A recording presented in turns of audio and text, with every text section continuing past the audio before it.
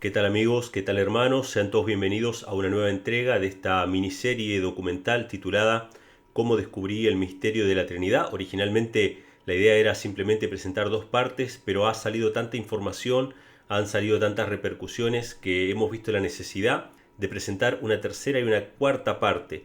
Así que esta es la tercera parte que vamos a estar presentando. En este caso, la primera y la segunda parte las presentó el hermano Daniel Cúcaro. Sí, si no las vieron, se las recomiendo porque realmente están cargadísimas de información.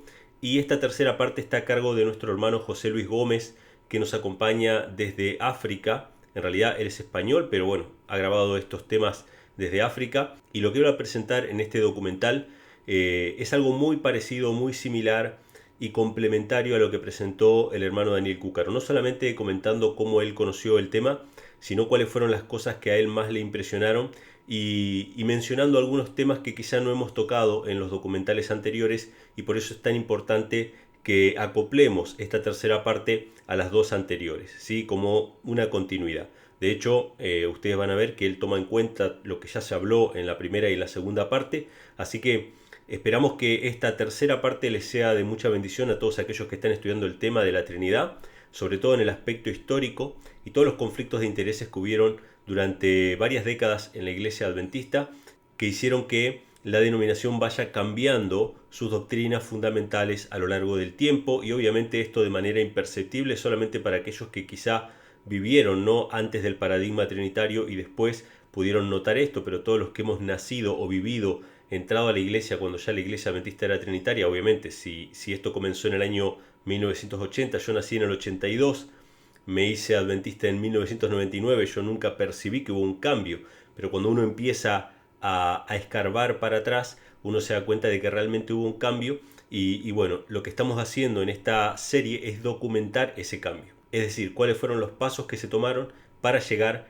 hoy en día a la iglesia adventista a ser una denominación trinitaria como la mayoría de las denominaciones cristianas. Así que sin tomar más tiempo, voy a dejarles con el hermano José Luis para que ustedes puedan ver esta tercera parte de este documental llamado ¿Cómo descubrí el misterio de la Trinidad? ¿Qué tal, Emmanuel?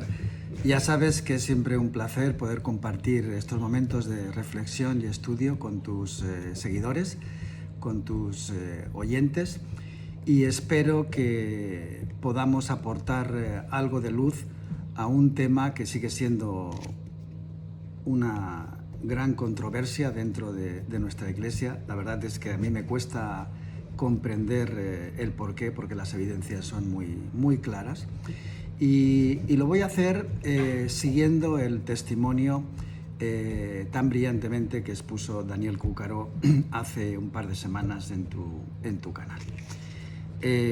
Bien, yo hace aproximadamente 6-7 años, a través de un gran amigo, misionero, hijo de misionero, ambos pastores, mi amigo con más de 25 años de servicio en África, me habló del tema.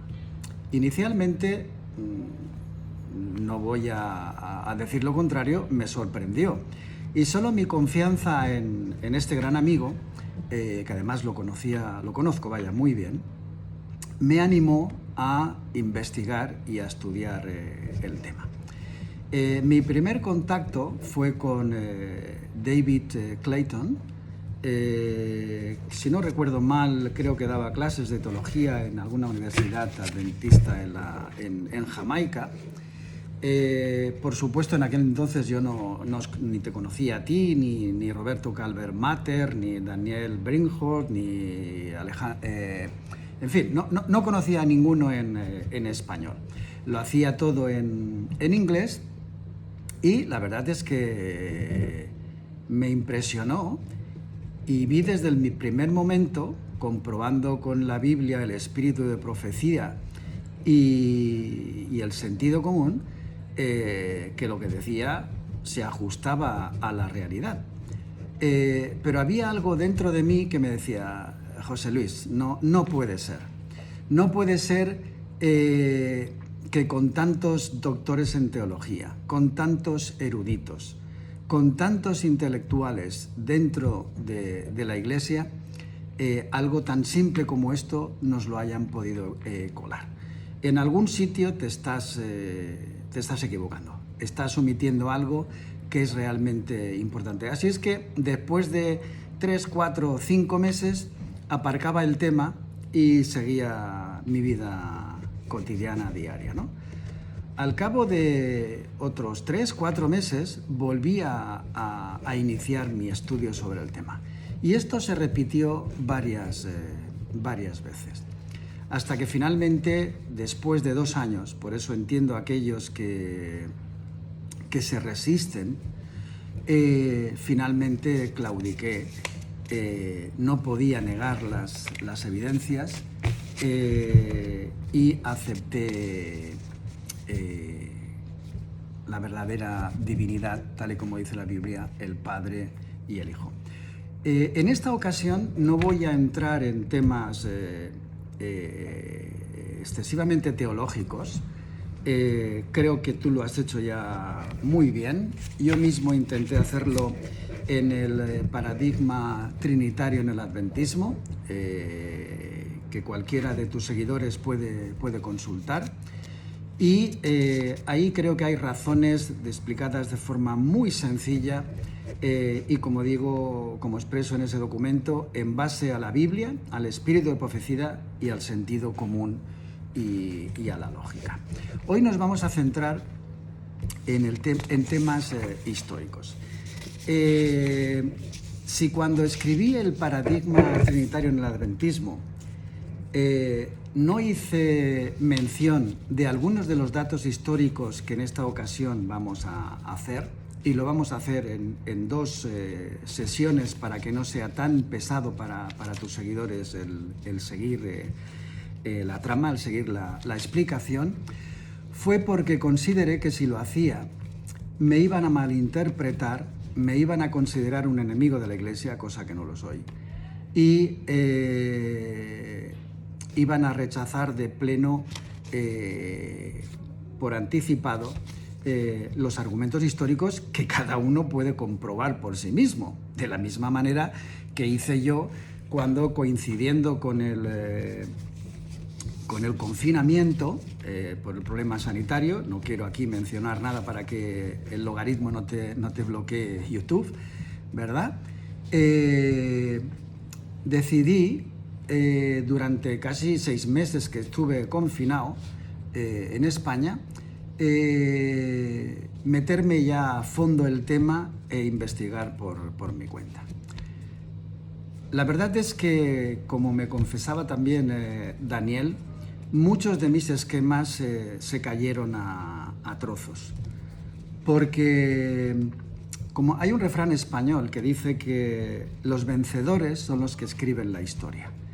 Y efectivamente yo no tengo hoy en día absolutamente ninguna duda de que los que nos infiltraron y nos siguen infiltrando han cambiado completamente la historia de la Iglesia Adventista del séptimo día. Uno de estos hombres de los cuales hoy me voy a centrar más es Arthur G. Daniels. Arthur G. Daniels, en algunas de las clases que tuve el privilegio de asistir en el seminario de teología, se nos presentaba como el gran reformador administrativo, y poco menos que sin él, si no hubiera sido por él, la Iglesia no hubiera prosperado. Hoy vamos a hacer que una de estas estatuas se caiga de sus pedestales. Y no voy a ser yo, sino que va a ser la propia Ellen G. White quien lo va a hacer, y además aquellos que sean honestos y que quieran comprobar los datos, se los vamos a facilitar de forma muy sencilla. Pero antes de entrar quisiera hacer una reflexión que a mí me ayudó a entender el proceso que lleva a cabo el enemigo. En Patriarcas y Profetas, Elena White explica con minuciosidad la historia del intento de ataque de los moabitas a través de su rey Balac y del siervo de Dios, del profeta de Dios Balaam, al pueblo de Israel. Bueno, la historia voy a intentar resumirla todo lo más posible para no tomar tiempo al resto de la explicación. Era que el rey moabita, Balac, intentó sobornar, y lo consiguió de hecho, a Balaam para que maldijera a Israel.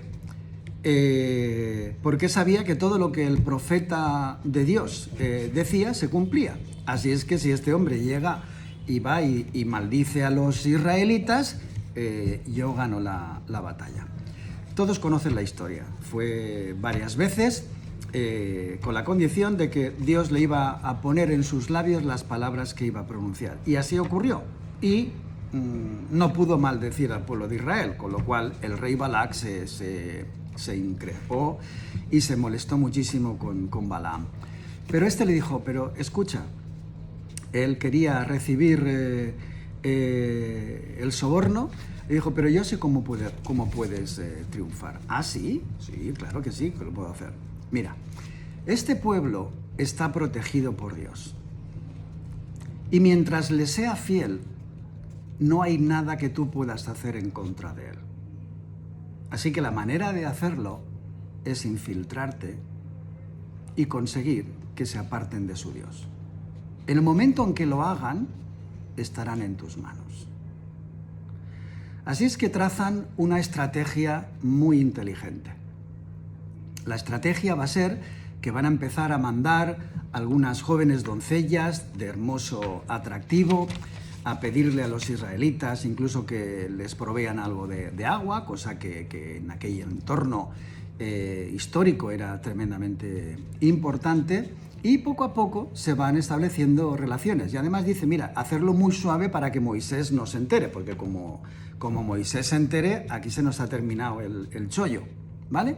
Así es que lo hacen poco a poco, van entablando amistad con algunos de los israelitas, hasta que un día organizan una fiesta, incluso el propio Balaam invita a los israelitas a que asistan a esa fiesta. La fiesta continúa con alcohol, con música, con danza y tal, y termina, pues, como solemos decir en español, como el rosario de la aurora, ¿vale? Balac consigue sus objetivos y poco a poco, o sea, el pueblo se aparta de Dios y finalmente cae en sus manos. Esta es la estrategia que ha seguido el enemigo a lo largo de toda la historia. La siguiente podría citar a Constantino I, el emperador romano, cuando en el año 312, después de la famosa batalla del puente Milvio, decide convertirse, ¿verdad?, por esa señal que ha visto, etcétera, etcétera, decide convertirse al cristianismo. Los cristianos que eran perseguidos, que eran torturados, que eran asesinados en los circos con mofa de los ciudadanos romanos, ven en ellos una ocasión que se relajan, ¿verdad?, y dejan de ser perseguidos. ¿Qué es lo que hace Constantino? Sencillamente declara oficial el cristianismo, pero aportando todas aquellas fiestas y celebraciones paganas que constituían hasta la fecha sus creencias, ¿vale? En otras palabras, se produce una infiltración que poco a poco irá cambiando el curso de la historia. Elena White, en febrero o marzo de 1915, hace unas declaraciones que nos debería poner los pelos de punta a todos los adventistas. Aunque claro, también dice ella que aquellos que rechacen los testimonios se perderán porque acabarán siendo engañados por el enemigo. En esa declaración de 1915, que supongo que Manuel va a pasar, yo la tengo en inglés, la voy a traducir, la pueden buscar en español también, y te digo ahora que cuando me vaya al descanso, grandes cambios ocurrirán, tomarán lugar. Y efectivamente, hoy vamos a ver cómo la historia nos muestra que efectivamente esos cambios tuvieron lugar. Daniel Cúcaro citaba en sus exposiciones anteriores la ocasión en que tuvo el privilegio de preguntarle directamente a Alberto Rivera sobre el tema de la infiltración, y cómo éste le dijo que precisamente la Iglesia Adventista del Séptimo Día era el principal objetivo del papado de ser infiltrado. Yo voy a leer aquí un par de referencias de párrafos de Jack Jick, The Good Father, Alberto Part 3, Jick Publication 26 de 1902 de Hughes. Bueno, dice: todas las organizaciones religiosas importantes han sido infiltradas y tomadas por los jesuitas.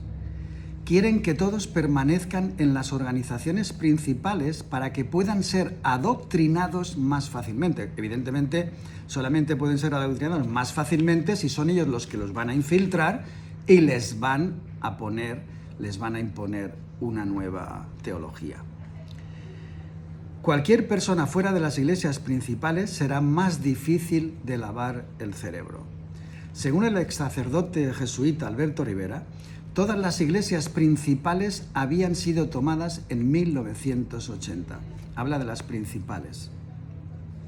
El doctor Rivera explicó que cuando estaba bajo el juramento extremo de los jesuitas, se le dijo que una señal secreta iba a ser dada a los jesuitas de todo el mundo cuando el movimiento ecuménico hubiera aniquilado con éxito el protestantismo, en preparación para la firma de un concordato entre el Vaticano y los Estados Unidos. La señal sería cuando un presidente de los Estados Unidos jurara su cargo frente a un obelisco. Por primera vez en la historia de Estados Unidos, las ceremonias de juramento se trasladaron a la fachada oeste del Capitolio y el presidente Reagan se situó frente al monumento a Washington. Esto ocurrió el 20 de enero de 1981. ¿Saben cuándo fue oficialmente, con un voto oficial de conferencia general en asambleas plenarias, adoptada la doctrina de la Trinidad en la Iglesia Adventista del Séptimo Día? Pues sí, efectivamente, en 1981. Y lo hizo Neil C. Wilson, el presidente del actual presidente de la Iglesia Adventista, Ted Wilson. ¿Casualidad? Yo no creo, pero bueno, de momento vamos a seguir reflexionando. Voy a hacer, para que sea más fácil hacer el seguimiento y no aburrirlos con fechas, datos y lecturas y más, voy a dividir algunos trozos de la historia en tramos y luego vamos a analizar algunos de los hechos relevantes que se producen puntualmente en alguno de esos años. Por ejemplo, el primero iría desde la fundación de la Iglesia Adventista, es decir, desde el Gran Chasco del 1844 al 1903. Y ahora explicaré por qué el 1903. ¿Vale? Los pioneros tenían tan claro sus creencias, ¿vale?, que solamente en 1872, y me he tomado la molestia de bajarme todos los yearbooks, los anuarios, desde la fundación de la Iglesia, desde la página oficial de la Iglesia, ¿verdad? Solamente en 1872 y en 1889 se publican los principios fundamentales de la Iglesia. Está claro que para los pioneros lo que no querían era hacer un credo y que todos luego fueran juzgados por ese credo. Ellos tenían muy claro cuáles eran las creencias. Elena White repite una y otra vez que aquellas verdades que fueron establecidas en los 50 primeros años de la Iglesia, ni una jota ni una tilde debe ser cambiada. hoy nos están vendiendo aquello de que la verdad es progresiva.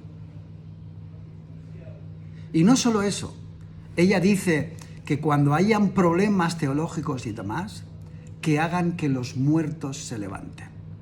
Que sean esos pioneros los que declaren la verdad. Y ahí no deberíamos tener absolutamente ninguna duda, pero una y otra vez volvemos a caer en el mismo error. Solamente 2 veces se publican esos principios fundamentales. En 1903 y en 1904 tenemos la crisis del Dr. Kellogg's. ¿Recuerdan aquella visión? Elena White tiene miedo, está reteniéndose porque sabe que si declara lo que el Señor le ha revelado, va a haber una escisión dentro de la iglesia, porque el hermano Kellogg's tenía muchísimos seguidores y sabía que la iglesia se iba a romper. El Señor en una visión le dice muy claramente, en la visión del iceberg, le dice: pon la máquina a tope y oriéntate hacia el iceberg. Yo soy el capitán de la nave, no tienes nada que temer. Y efectivamente, aconsejada por el Señor, es lo que hace y declara la posición teológica, primero del panteísmo de Kellogg's, como herejía y contraria a la voluntad y al conocimiento de Dios, y luego hace lo mismo cuando Kellogg's dice: sí, vale, me he equivocado, en lugar del panteísmo de que Dios está en todas partes, en realidad es el Espíritu Santo, y abraza la teoría de la Trinidad. Pero no voy a incidir en esos temas. Hoy son historia y quiero que reflexionen en esos datos, ¿vale? A partir de 1904, no es difícil imaginar la situación que se produce en la Iglesia, y ahora sí, todos los años, desde el 1905 hasta el 1915, año en que muere Elena White, se publicarán todos los años en el anuario las creencias fundamentales de la Iglesia, para que aquellos, ¿vale?, que permanecen, o aquellos que no están en la Iglesia, tengan claro cuáles son esas creencias fundamentales y no haya una intoxicación externa. Excepto un año, se publicarán todos los años. 1905, 1907, 8, 9, 10, 11, 12, 13 y 1914. Curiosamente, en 1915, el año en que fallece Elena White, eso deja de publicarse. Y no se vuelven a publicar ni en el 15, ni en el 16, ni en el 17, ni en el 18, 19, 20, 21, 22, 23, 24, 25, 26, 27, 28, 29 y 30. Y en el 1931 aparece por primera vez un manual de iglesia, que ya lo comentó Daniel en sus exposiciones brillantes anteriores. Aparece por primera vez la mención de la deidad o Trinidad, sin que se haya tomado ningún voto. Así que es de suma importancia que conozcamos quiénes eran los líderes de la Iglesia y qué se estaba cociendo entre bastidores. Yo tengo una carta. Todo este material Emmanuel lo va a poner en pantalla y lo va a colgar después para que puedan acceder y con tiempo leerlo tranquilamente. Yo tengo que ir muy a prisa para no tomar excesivamente tiempo. En la carta 25 letras manuscrito 67 de 1910, es muy importante recordar las fechas, 1910, dice: tu falta de sabiduría sería justo lo que Satanás querría. Se está dirigiendo a Arthur G. Daniels. Hoy vamos a hablar mucho más de este personaje. Tu proclamación en voz alta no estaba bajo la inspiración del Espíritu Santo. Se me instruyó para que te dijera que tu selección de defectos en los escritos de hombres que han sido guiados por Dios no es inspirada por Dios. Se está refiriendo a los pioneros. Y si esta es la sabiduría que el anciano Daniels daría a la gente, de ninguna manera le dé una posición oficial, porque él no puede razonar de la causa al efecto. Su silencio sobre este tema es su sabiduría. Ahora bien, todo lo que sea escoger defectos en las publicaciones de hombres que no están vivos, no es el trabajo que Dios ha dado a ninguno de ustedes para hacer. Fuerte la carta, ¿verdad? Esto está en el párrafo 7. Párrafo 11. Se me ha instruido para que no se realicen movimientos tan apresurados como el de seleccionarte como presidente de la conferencia ni siquiera un año más. Se está dirigiendo a Daniels. Luego voy a seguir haciendo referencia a algunos datos históricos. Esto ocurre en 1910. Daniels se perpetúa hasta el 1922 y por unas circunstancias muy especiales que vamos a comentar a continuación. Párrafo 12, final. Porque si alguna vez los hombres necesitaron ser convertidos en este tiempo presente, atiendan bien lo que va a decir ahora la hermana White. Son el anciano Daniels y el anciano Prescott. ¿Hemos escuchado bien? El presidente que más tiempo ha estado dirigiendo la Iglesia Adventista del Séptimo Día, del 1901 al 1922, dice que no estaba convertido. Párrafo 17. Me dieron representaciones de John Kellogg. Un personaje muy atractivo representaba las ideas de los argumentos engañosos que presentaba, sentimientos diferentes de la genuina verdad bíblica. Y aquellos que están hambrientos y sedientos de algo nuevo están avanzando ideas tan especiosas que el anciano Prescott estaba en gran peligro. El anciano Daniels estaba en gran peligro de quedar envuelto en un engaño que, si estos sentimientos pudieran hablarse en todas partes, sería como un mundo nuevo. Siguiente párrafo.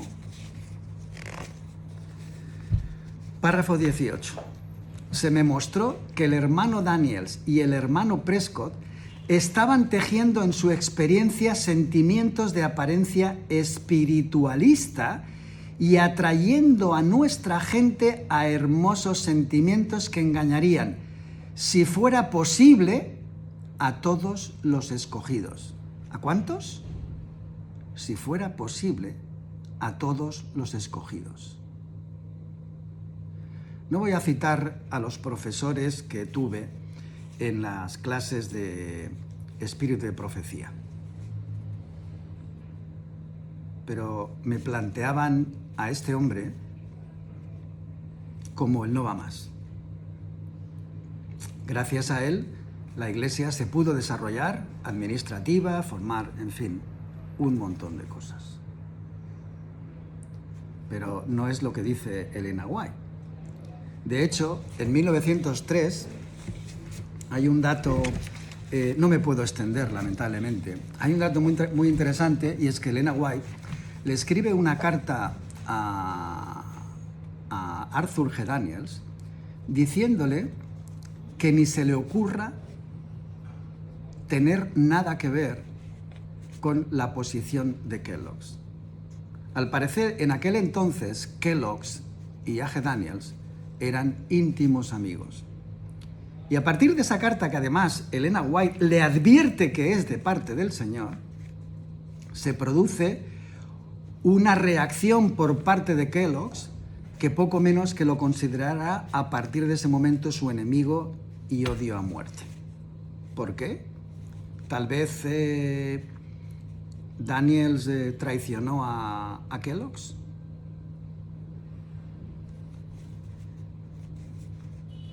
En cierta ocasión, ya cerca de, en sus últimos años, en una ocasión Daniels fue a visitar a Elena White cuando se encontraba en Elmshaven. Y en ese momento era su hijo Williams Clarence White, del que hablaremos también especialmente en la próxima presentación, era el que se encargaba más que su secretario de su madre. Y bueno, él pidió permiso a su madre para recibirlo, y Elena White sencillamente se negó a recibirlo. ¿Por qué? Pues no la tenemos para preguntárselo, pero a juzgar por los comentarios que hacía, había marejada de fondo. En 1919 se organiza un congreso bíblico al que algunos prominentes teólogos no trinitarios no son invitados. ¿Quién era presidente? A.G. Daniels. Aunque se toman notas del debate, se acuerda que las deliberaciones permanezcan en el más absoluto secreto. No será hasta 1975, es decir, 56 años después, que se descubrirán los archivos con los registros del Congreso. Y la revista Spectrum los publica en mayo de 1971. Yo tengo esas deliberaciones. Están en inglés y son verdaderamente muy interesantes. Hay un libro que he leído recientemente y que les aconsejo a todos aquellos que realmente tengan interés en saber qué es lo que ocurrió. Se titula La contienda por el legado profético. Este tema lo abordaré con mayor profundidad en la próxima presentación, pero por limitaciones de tiempo en esta ocasión no debo o no puedo hacerlo. La contienda por el legado profético, tramas en el conflicto por el control de las publicaciones de Ellen G. White, 1930-1939. Leo en la página 21 de este libro. Después de ser retirado de la presidencia de la Conferencia General, Daniels había aceptado el papel de secretario de la Conferencia General bajo Williams A. Spicer. Sin embargo, durante bastante tiempo le resultó difícil no sentirse amargado por las tácticas de política calumniosa y la dañina campaña de desprestigio por parte de sus enemigos que precedió a la sesión de San Francisco de 1922. Panfletos con acusaciones falsas. Este es un tema interesante, vamos a ver si eran falsas o no. Ahora lo veremos, ¿vale? Pero hago esta cita precisamente para que no quede absolutamente ninguna duda de que el escritor, el autor de este libro, no tiene una posición en contra de A.G. Daniels, ni mucho menos. Yo lo que estoy haciendo es analizar los datos que presentan diferentes historiadores y tratar de organizarlos en modo de información, ¿vale? De manera que para mí es tremendamente interesante el poder acceder a estos datos porque no hay absolutamente ninguna duda de que exista una intencionalidad en contra de por parte del autor. Panfletos con acusaciones falsas habían sido ampliamente distribuidas por J.S. Washburn, un pastor conservador de la Columbia Union, y había habido un inmenso cabildeo abierto en su contra por parte de pastores fundamentalistas en la sesión que politizó el proceso y empañó a toda la sesión. Es muy interesante que utilice pastores fundamentalistas, porque estos eran contemporáneos de los pioneros. Y este concretamente tenía una excelentísima relación con Ellen G. White. Continúa siendo una de las sesiones de la Conferencia General más polémicas y políticas de la historia. La política de la sesión fue titular en los periódicos locales de San Francisco. Las actividades de cabildeo dividieron amargamente a los delegados y Daniels sintió que la campaña abierta en su contra había llevado a que no regresase a la presidencia. Tendremos ocasión de volver sobre el tema, pero voy a leerles otra cita.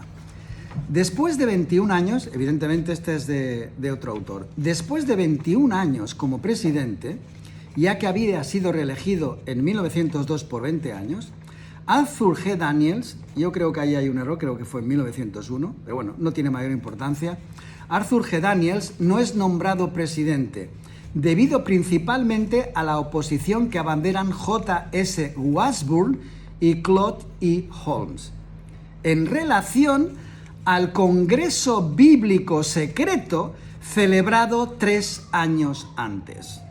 Le sucede en el cargo Williams A. Spicer, quien había ejercido como secretario durante la presidencia de A.G. Daniels 19 años, desde 1903 a 1922.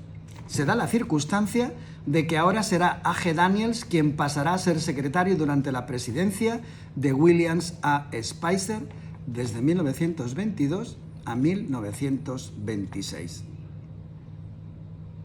¿De verdad? J.S. Washburn era un fundamentalista que se dedicó a atacar y a ensañarse con A.G. Daniels porque le cayó mal.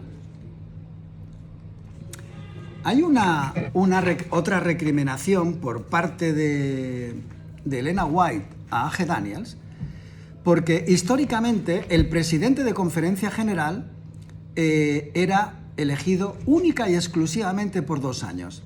Era un servicio misionero que se presentaba a la Iglesia porque alguien tenía que hacer el trabajo administrativo. Pero después de esos 2 años volvían automáticamente a su empleo de pastor, de ministro o de editorial, a lo que fuera, a continuar con sus actividades normales.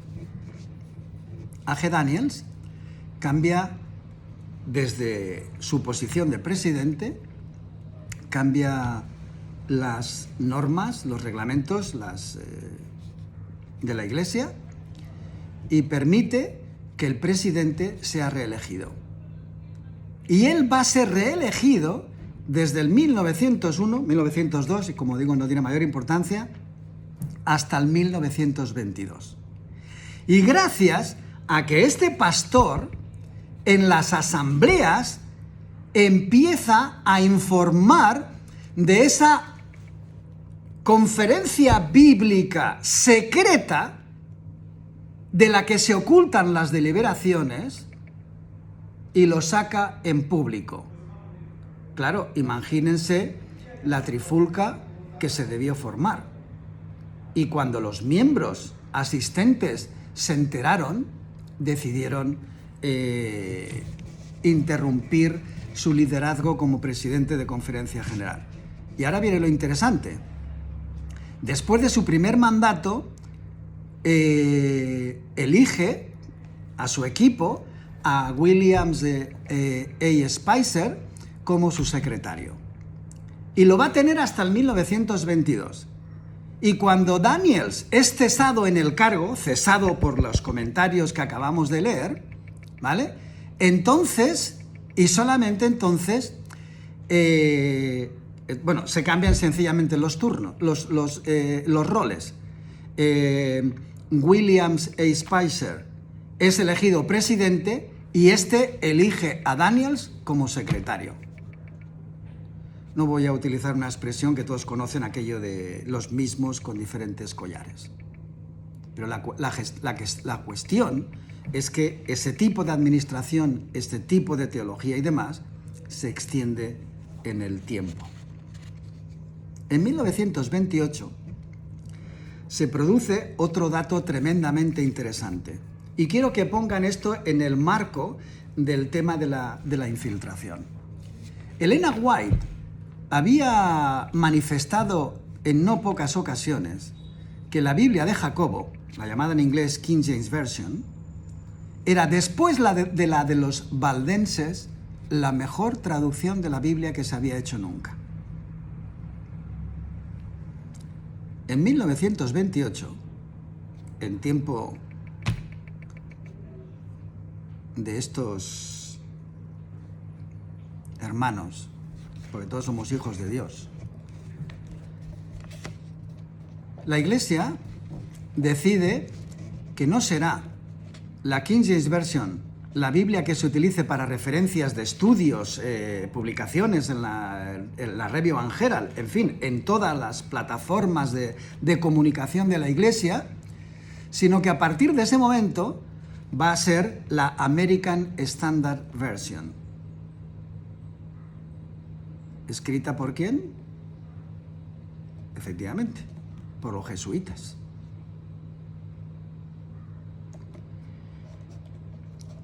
Wilkinson, que fue el primer doctor que tuvimos en la Iglesia, al que Elena White tenía un amor especial, un hombre que hablaba, creo que eran 7 idiomas a la perfección, que escribió algunos libros preciosos como La Iglesia en el Desierto, donde especificaba detalles, en fin, lamentablemente no me puedo extender en muchos de ellos, pero merece la pena, ¿verdad? Entabló una lucha enorme contra los dirigentes de la Iglesia por esta acción, ¿vale? Finalmente el pobre hombre no le sirvió de nada. Fue el primer director que tuvimos en nuestro seminario de Tacoma Park. En ese mismo año, el otro amigo, Leroy Eric Fromm, pone en marcha la revista Ministry, que se convertirá en la revista de adoctrinamiento de todos los pastores y dirigentes de la Iglesia. Pero no tengo más tiempo para dedicarle, simplemente quédense con el dato. Y ya que hablamos de Leroy Fromm, permítame leerles una cita que es tremendamente conocida, pero que a menudo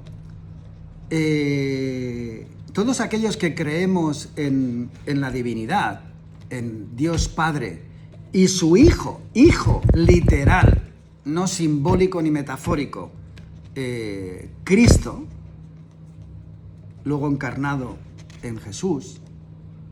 Por cierto, en español no se hace la diferencia, pero tanto en inglés como en otros idiomas he tenido ocasión de comprobar que efectivamente se utiliza la expresión Cristo Jesús o Jesús Cristo separado, y tiene su razón de ser, no en español.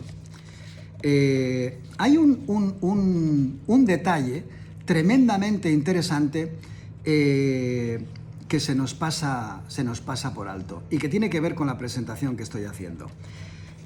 Utilizando el libro de Movement of Destiny del propio Leroy Fromm, dice: ¿puedo hacer aquí una franca confesión personal?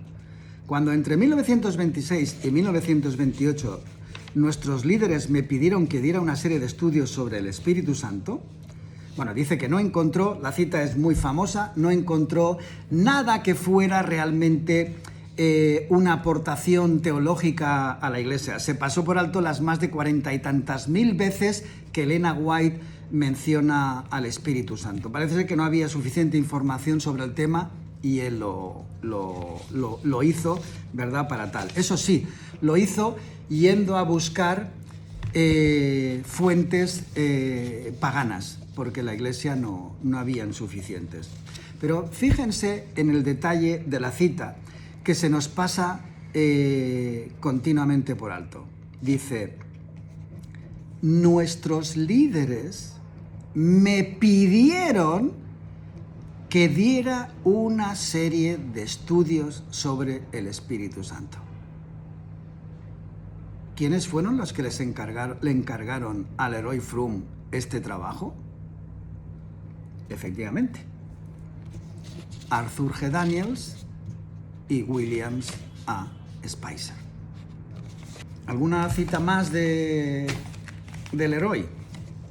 Bueno, pues uno de los historiadores posiblemente... Bueno, es curioso porque los vencedores son los que escriben la historia. Y todavía hoy, cuando se habla de Leroy Froome, en la plataforma oficial, ¿verdad?, se le tiene como el mayor historiador de la Iglesia de todos los tiempos. Ahora veamos qué es lo que dice, seguramente, después de él, el que tiene mayor prestigio dentro de la Iglesia, George Knight. Fíjese lo que dice. Aquí la cuestión no son los documentos inéditos, sino su manipulación del libro de E.J. Waggoner sobre la justicia de Cristo de principios de 1890 y algunos artículos en los que considera a E.J. White, Edson, como trinitario, a pesar de que demuestra en el lenguaje más claro que es semiarriano y que Cristo no tuvo eternidad en el pasado.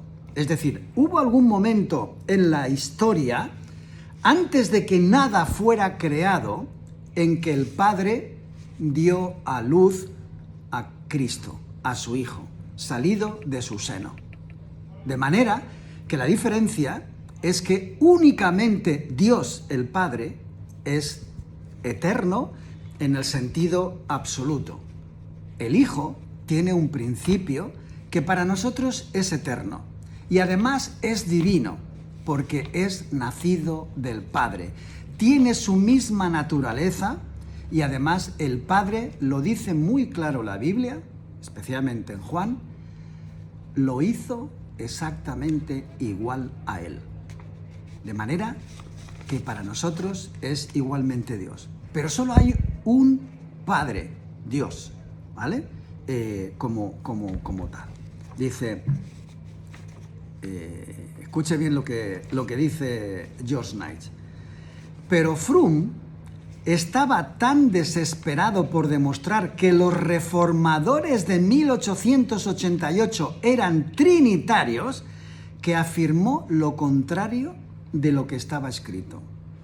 Utilizó el mismo tipo de falsificación en ese epígrafe del apéndice de preguntas sobre doctrina, sobre la naturaleza humana de Cristo, para hacer que Ellen G. White dijera justo lo contrario de lo que había escrito. Froome era un hombre dispuesto a manipular los datos para que las cosas salieran a su manera.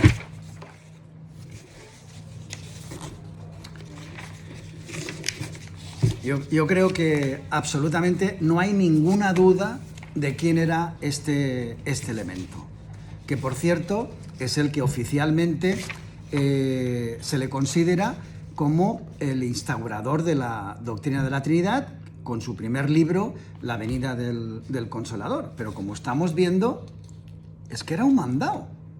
Y el problema venía de mucho antes.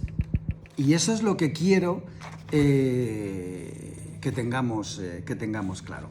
Volviendo de nuevo al libro este de La contienda por el legado profético, tramas en el conflicto por el control de las publicaciones de Ellen G. White, voy a introducir el tema de la próxima presentación a modo de resumen.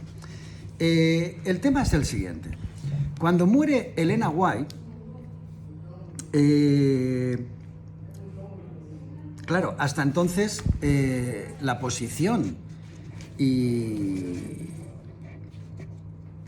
el peso que tenía la profeta en la Iglesia era tal que no se podía poner en duda. Pero cuando ella muere, estos mismos intereses y personajes de los cuales estamos sacando algunos datos históricos, intentan por todos los medios que esos escritos no aparezcan, no se den a conocer. Los argumentos van a ser diferentes. Por ejemplo, uno de ellos, claro, la profeta es la que tenía el don profético, ¿vale? Pero ese don profético es a la iglesia, no es a la familia, ¿vale? Luego veremos algunos matices, ¿vale? Dice, durante la década, estoy leyendo en la página 8, en Romanos, está en la introducción, dice, durante la década de 1880 y durante la década de 1890, en la historia adventista hubo numerosas ocasiones en las que se agudizó la tensión entre el liderazgo de la Conferencia General y la señora White. Ellen White dio advertencias y reproches directos y a veces bastante contundentes, y con frecuencia las protestas circularon tanto en privado como en público, desafiando las acciones planificadas o ya tomadas por los comités de la Conferencia General.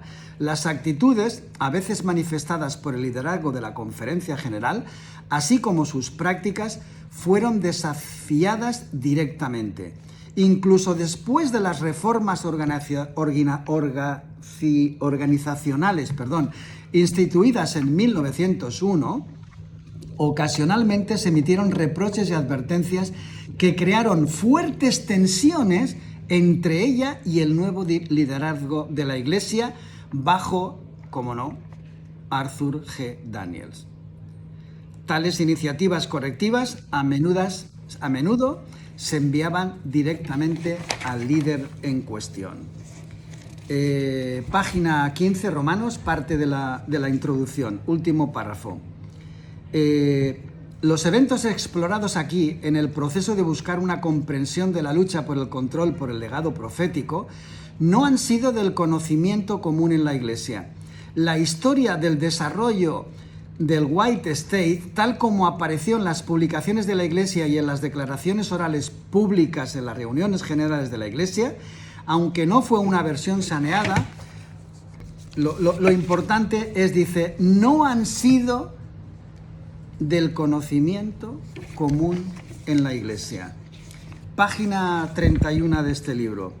La cuestión hermenéutica, este es un resumen perfecto, la cuestión hermenéutica central que subyace a las discusiones en la década de 1930 estaba relacionada con la cuestión de quién tenía autoridad para la publicación e interpretación de los escritos de Ellen White. ¿Está claro? O sea, ahora va a haber una lucha por tratar de controlar y de hacerse con el control de esos escritos, ojo, para que no salgan a la luz, para que la Iglesia no los conozca. Porque si hubiera sido lo contrario, pues bueno, lo podríamos haber entendido. Pero no. Aquí lo que se intenta es cortar esas comunicaciones, esos mensajes que la sierva del Señor había escrito para su Iglesia, especialmente para los tiempos que estamos viviendo. Dice en la página 16 de la introducción, en Números Romanos, Gilbert M. Valentine, dice, todo estaba bajo control. Sin embargo, los detalles relacionados con los argumentos, los fuertes sentimientos y a veces los intensos debates que se llevaron a cabo detrás de escena cuentan una historia bastante diferente. En la correspondencia y en pequeños comités, mientras la Iglesia buscaba a tientas paradigmas teológicos y estructuras para comprender cómo avanzar. Página 17 de la misma introducción, primer párrafo a mitad, tercera línea. Al considerar la historia interna detrás de la escena, como se relata aquí, nos encontramos con una serie de episodios que claramente constituyen una dolorosa contienda por poder.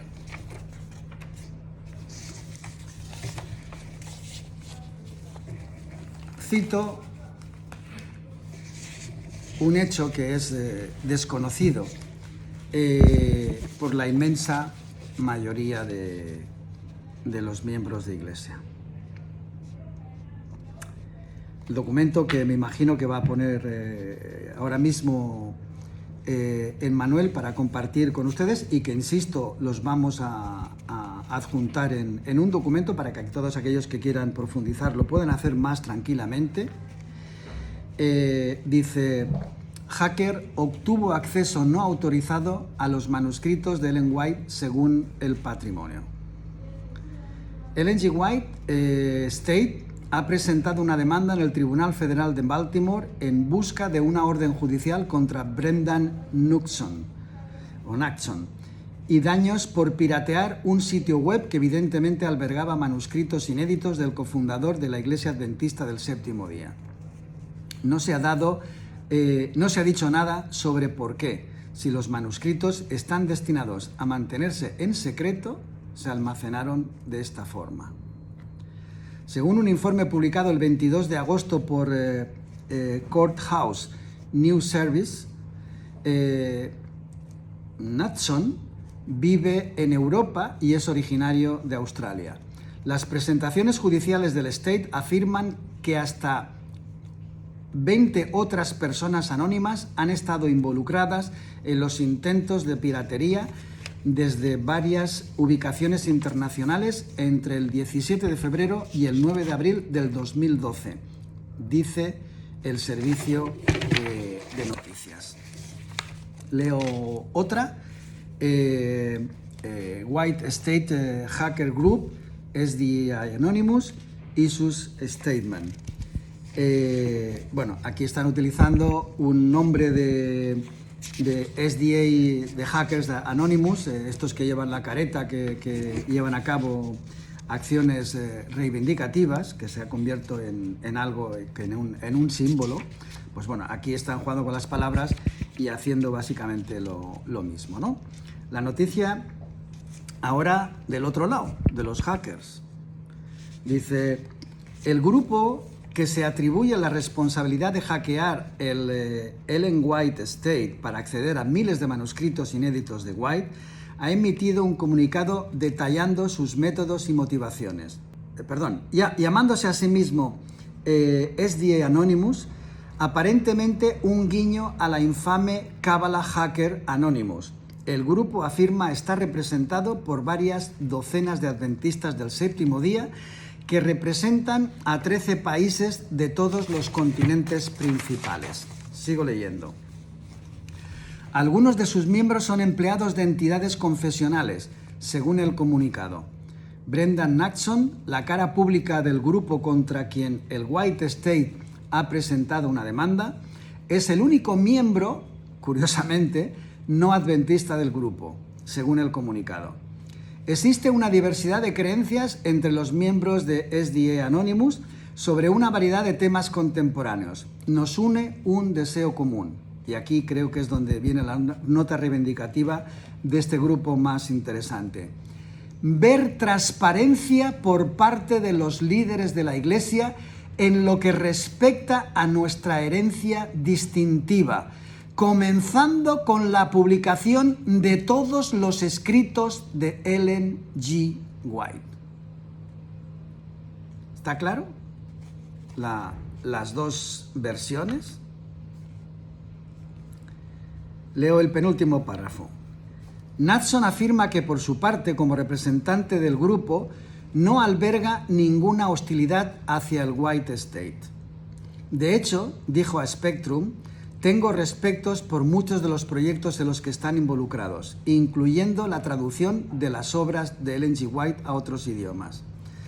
También señaló, esto es tremendamente interesante, también señaló que se siente incómodo con el hecho de que la denominación utilice el dinero del diezmo para demandar a otros creyentes, lo que sugiere que es contrario tanto a las Escrituras como al espíritu de los escritos de White.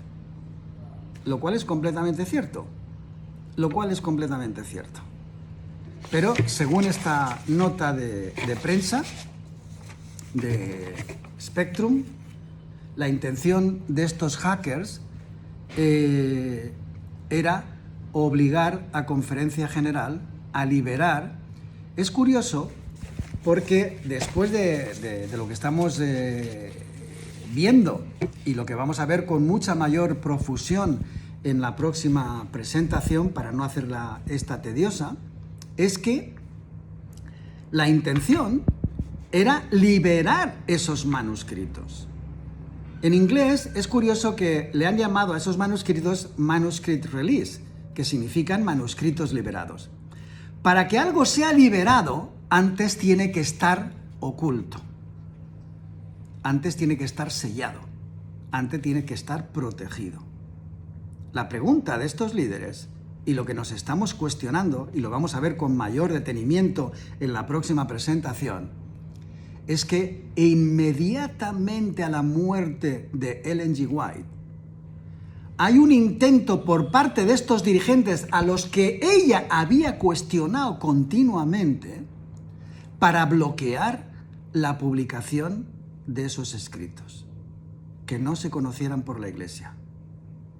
Y en la próxima presentación les garantizo que van a entender el porqué esa intencionalidad, a pesar de que el autor del libro no lo menciona.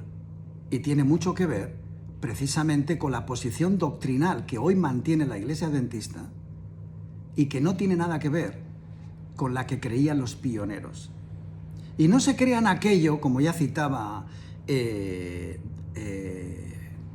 Daniel en su presentación anterior, de que algunos no, todos, absolutamente todos, que me digan qué pionero creía en la Trinidad. Ni uno solo creía en la Trinidad. Todos se manifestaban completamente en contra. Además, hay algo que es tremendamente lógico, y es que es una de las cosas que presenta y que les invito a que escuchen la disertación, la presentación que hace David Clayton. Lo pueden encontrar en YouTube, aunque la conferencia es en inglés, está subtitulada en español. Yo en su día, cuando lo escuché, no estaba subtitulada, que se titula La Omega de herejías mortíferas. Miren, esto es tan sencillo de entender como lo que les voy a explicar. La mayoría de los pioneros, como la propia Elena White, que provenía de la Iglesia Metodista, provenían de iglesias trinitarias. Cuando abrazan la fe adventista, se declaran completamente y absolutamente, sin ninguna duda, antitrinitarios. ¿Quiere algún intelectual, algún erudito mantener, y que no se molesten por lo que voy a decir, con un mínimo de honestidad intelectual, que durante esos 50 años Dios estuvo revelándole a su profeta las verdades que fueron descubriendo y que la más importante, que tenía que ver con la propia divinidad? ¿Quién era? ¿Quiénes representaban la divinidad? El Padre y el Hijo. Y que los estuvieron manteniendo durante más de 50 años en error, y que luego los siguientes, eso sí, tuvieron que morir todos los pioneros, incluso la siguiente generación, descubriéramos esta gran verdad bíblica. ¿De verdad alguien con un mínimo de inteligencia, honestidad intelectual, me quiere hacer creer este argumento? ¿De verdad? Miren, no me gusta expresarme en esta línea, porque algún hermano se puede sentir ofendido, y no es mi intención ofenderle, para nada. El Señor sabe que no es mi intención ofenderle. Es ayudarle a que abra los ojos y que desconecte de este engaño que no hay por dónde cogerlo.